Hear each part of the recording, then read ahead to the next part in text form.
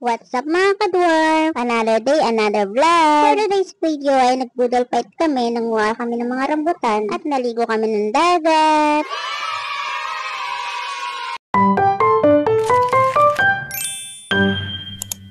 Dahil nga sa pananalasa ng bagyong Upong dito sa amin sa probinsya ng Mindoro ay nawalan kami ng supply ng kuryente. Bukod dito ay marami ding nasirang mga pananim. Kaya kinabukasan nga tumambay nga kami dito sa 7-Eleven branch of Mansalay. Dahil meron lang naman ditong palibreng charge ng mga cellphone at iba pang gadget. Maraming salamat po sa palibreng pa-charge. Pagkawi nga namin dito sa bahay nila Best Enemy ay naghahanda na sila para sa budol fight. O alam niyo yun sa Tagalog.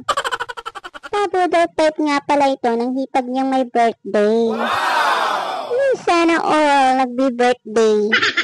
Dahil nga katatapos na ng bagyo, ang plano sana ligo sa ilog, ito na lang ang ginawa. Dahil pagkatapos nyan, ay maglilinis pa sila ng kapaligiran dahil sa mga iniwang bakas ni bagyong Upong. Bukod sa mga iniwang kalat sa paligid, hindi rin nakaligtas sa hagupit ni Opong ang ibang bahagi ng bahay nila Best Enemy. Nilipad ang bubong at nasira rin ang dingding. Napakalupit mo talaga bagyong Opong. Kinabukasan dahil wala pa rin kuryente, nagkayaan kaming magpamilya na pumunta sa bukid na inaalagaan at pinabantayan ng papa ko. Pagmamay-ari ito ng aking mga tiyuhin at tiyahin na sa side ni papa. Oo mga kadwal, ang mga bukid dito sa amin sa probinsya ay talagang binabantayan kasi tumatakbo.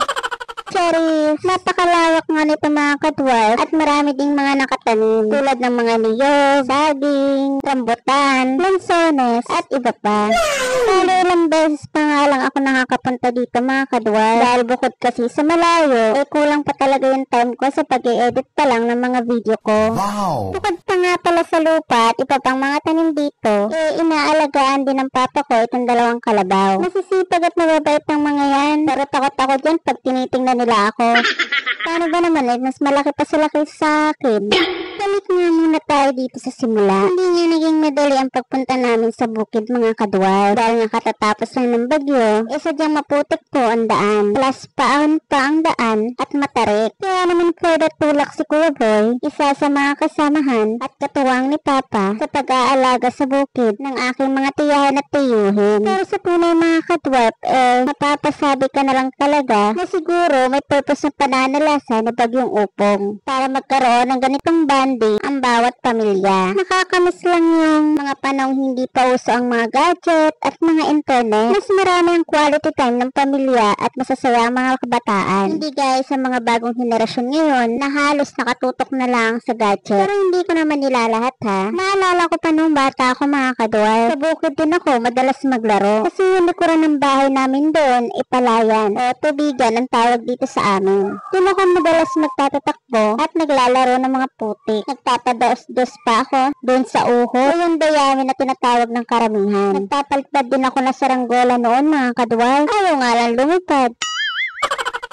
Kasi naman di ko alam kung paano gawin yung lumilipad talaga. Kaya naman ang paraan ko para lumipad yung saranggola na ginawa ko, takbo doon, takbo dito. Habang hila-hila ko yung saranggolang ginawa ko.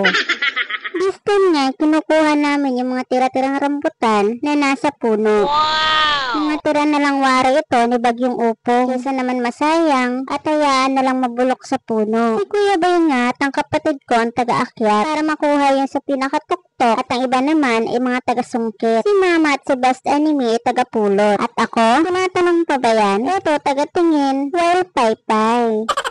Siyempre, Disney princess ako eh.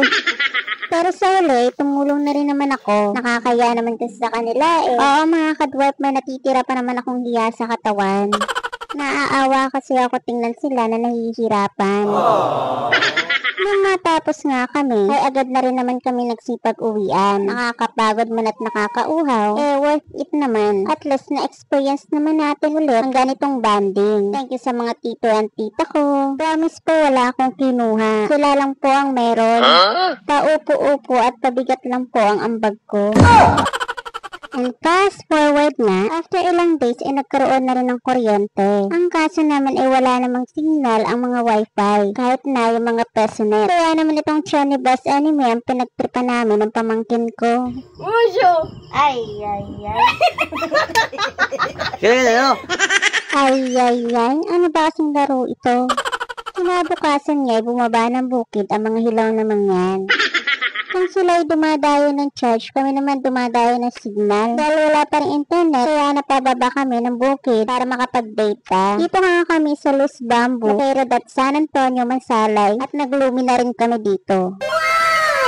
O diba, kanya-kanyang buhay. Ay, may katulang pakialaman. Ganyan kami kapag may internet. Nakita namin hindi maalan at maganda yung dagat. Kaya naman nainganyo kaming maligo dito. Bukod sa hapon na rin naman kasi. Hindi na rin mainit sa balat. Mag-aalas 5 na nga ng hapon ito mga kadwar. Kaya okay lang na magbabad ka sa tubig. Higit 1 oras lang naman ata ang tinagal namin dyan at umuwi na rin naman kami. At pagkawing nga namin pagkatapos namin magbanlaw at eto naman ang aming pinunteriya. Nagkayayaan kaming gumawa ng buko salad kahit walang okasyon. Meron kasing isang lata ng 2 days at maraming buko dito sa amin.